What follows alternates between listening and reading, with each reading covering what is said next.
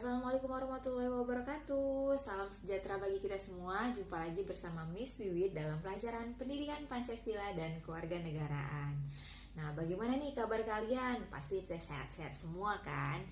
Nah, di masa pandemi ini kita harus menaati protokol kesehatan ya, jaga jarak, mencuci tangan, dan itu merupakan salah satu bentuk kewajiban bagi kita di new normal. Nah, minggu ini kita sudah memasuki materi bab ketiga yang berjudul Kedaulatan Negara Kesatuan Republik Indonesia. Terima kasih Miss ucapkan kepada kalian yang telah berhasil mengikuti pembelajaran mulai dari awal hingga akhir ini di bab 3. Nah, kira-kira apa sih manfaat kalian dalam mempelajari materi Kedaulatan Negara Kesatuan Republik Indonesia? Manfaatnya adalah agar peserta didik mampu memahami ketentuan, bentuk, dan kedaulatan negara sesuai dengan UUD NRI 1945. Nah, langsung aja ya. Kita langsung ke hakikat dari kedaulatan. Kedaulatan merupakan syarat mutlak yang harus dimiliki oleh suatu negara. Karena dengan kedaulatan, negara dapat menentukan kehidupan bangsa dan negaranya tanpa campur tangan atau tekanan dari bangsa lain. Bahkan terkadang suatu negara harus menunjukkan fungsi dan peran kedaulatannya agar diakui oleh rakyatnya dan bangsa-bangsa lain yang ada di dunia.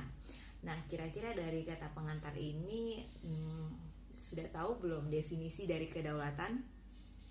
Nah, kalau berbicara mengenai kedaulatan berasal dari bahasa Arab yaitu daulah yang artinya kekuasaan tertinggi.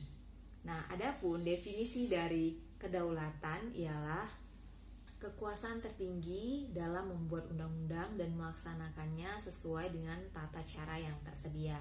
Adapun konsekuensi dari kedaulatan ini di mana rakyat menjadi pemegang kekuasaan tertinggi dalam kehidupan bermasyarakat. Nah, jadi gaya sistem pemerintahan ini disebut juga dengan sistem demokrasi, di mana dari rakyat, oleh rakyat, dan untuk rakyat. Nah, jadi dalam pelaksanaan prinsip kedaulatan rakyat dapat dilaksanakan melalui dua bentuk demokrasi, ya, yaitu demokrasi secara langsung maupun demokrasi perwakilan.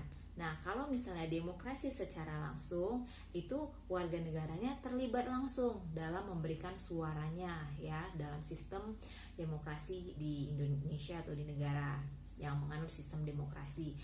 Sedangkan sistem demokrasi perwakilan di mana rakyat memilih warga lain untuk mewakilinya dalam mengesahkan dan membuat undang-undang. Kedaulatan memiliki 4 prinsip pokok dan ini merupakan pendapat dari Jean Bodin yang merupakan ahli tata negara yang berasal dari Prancis. Permanen, kedaulatan itu tetap ada selama negara itu masih ada atau masih berdiri. Sedangkan yang kedua yaitu asli, yaitu kekuasaan lain yang tidak berasal dari kekuasaan yang lebih tinggi. Kemudian yang ketiga yaitu bulat atau utuh. Kedaulatan itu tidak dapat dibagi-bagi. Sedangkan yang keempat tak terbatas, di mana kekuasaan itu tidak dibatasi oleh kekuasaan lain. Nah, kira-kira sudah sampai di sifat-sifat kedaulatan ini, ada yang masih belum paham nggak ya? Nah, langsung aja kita memasuki kedaulatan ternyata terbagi menjadi dua, yaitu kedaulatan ke dalam dan kedaulatan keluar. Apa sih kedaulatan ke dalam? Kedaulatan keluar. Kedaulatan ke dalam merupakan kekuasaan untuk mengurus rumah tangganya sendiri tanpa campur tangan dari negara lain. Sedangkan kedaulatan keluar yaitu kita sebagai negara bebas melakukan hubungan dan kerjasama oleh negara-negara lain sesuai yang kita inginkan. Nah, perbedaan-perbedaan pendapat dari definisi kedaulatan memunculkan macam-macam dari kedaulatan itu sendiri atau teori kedaulatan. Nah, di mana kita memiliki 4 teori kedaulatan. Yang pertama adalah teori kedaulatan Tuhan, yang kedua teori kedaulatan raja, yang ketiga teori kedaulatan negara, dan yang keempat teori kedaulatan hukum. Nah, keempat ini merupakan salah satu perbedaan dalam perwujudan kedaulatan itu sendiri. Nah, bagaimana nih materi kita hari ini? Semoga anak-anak Miss paham semua ya terhadap penjelasan yang telah Miss berikan.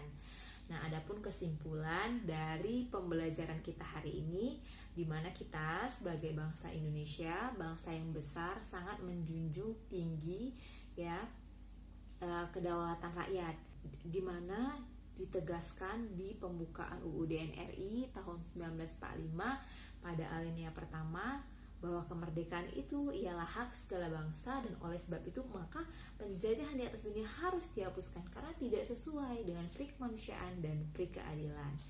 Nah, sampai sini pertemuan kita.